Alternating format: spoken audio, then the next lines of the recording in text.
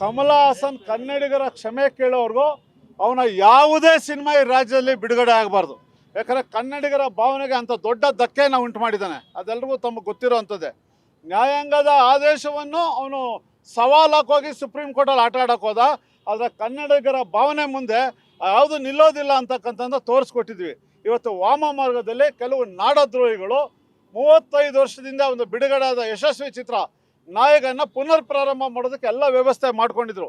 ನಮಗೆ ನಿನ್ನೆ ತಿಳಿದಿರೋದ್ರಿಂದ ಕೂಡಲೇ ಚಿತ್ರಮಂದಿರದ ಮುಂದೆ ನಮಗೆ ಹೋರಾಟ ಅನಿವಾರ್ಯ ಆಗಿತ್ತು. ಅವ್ರಿಗೆ ಹೋಗಿ ಹೇಳ್ತೀವಿ ಈ ಸಿನಿಮಾನ ನಿಲ್ಲಿಸಿ ಅಂತಕ್ಕಂಥದ್ದು. ನಮ್ಮ ಭಾವನೆಗೆ ಸ್ಪಂದಿಸಿದ್ರೆ ಸರಿ, ಇಲ್ಲವಾದ ಪಕ್ಷದಲ್ಲಿ ನಾವು ಯಾವ ರೀತಿ ಉತ್ತರ ಕೊಡಬೇಕೋ ಆ ರೀತಿ ಉತ್ತರ ಕೊಟ್ಟು ಕನ್ನಡಿಗರ ಸ್ವಾಭಿಮಾನವನ್ನು ಎತ್ತಿಡಿತೀವಿ ಅಂತಕ್ಕಂಥದ್ದನ್ನ ಹೇಳಕ್ಕೆ ಇಚ್ಛೆಪಡ್ತೀನಿ.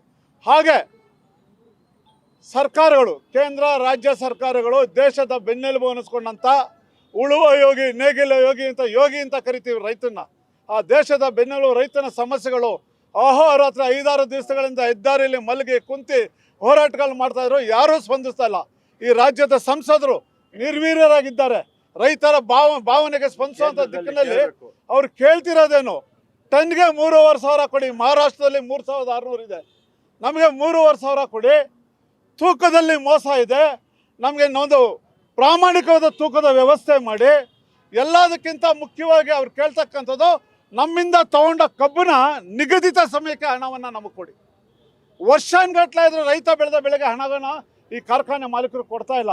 ಈ 3-4 ಸಮಸ್ಯೆಗಳು ರೈತರ ಹೆಸರಿನಲ್ಲಿ ಅಧಿಕಾರಕ್ಕೆ ಬಂದಂಥವ್ರು, ರೈತರ ಮತವನ್ನು ಗಳಿಸಿದಂಥ ರಾಜಕಾರಣಿಗಳು ಇವತ್ತು ಎಲ್ಲ ತಮ್ಮ ಸ್ವಾರ್ಥಕ್ಕೆ ರೈತರನ್ನ ಆ ಒಂದು ನೇಗಿಲ ಯೋಗಿಯ ಸಮಾಧಿ ಮೇಲೆ ಅರಮನೆಯನ್ನು ಕಟ್ಟಕೊಟ್ಟಿದ್ದಾರೆ. ಇದನ್ನು ಖಂಡಿಸಿ ನಾವು ಇವತ್ತು ಕಬ್ಬನ್ನು ನೆಲಕ್ಕೆ ಬಿಸಾಕಿ ಆ ರೈತರ ಹೋರಾಟಕ್ಕೆ ನಾವು ಬೆಂಬಲವನ್ನು ಕೊಡ್ತಾ ಇದ್ದೀವಿ. ಗ್ಯಾರಂಟಿ ನ್ಯೂಸ್, ಸುದ್ದಿ ಖಚಿತ, ನ್ಯಾಯ ನಿಶ್ಚಿತ.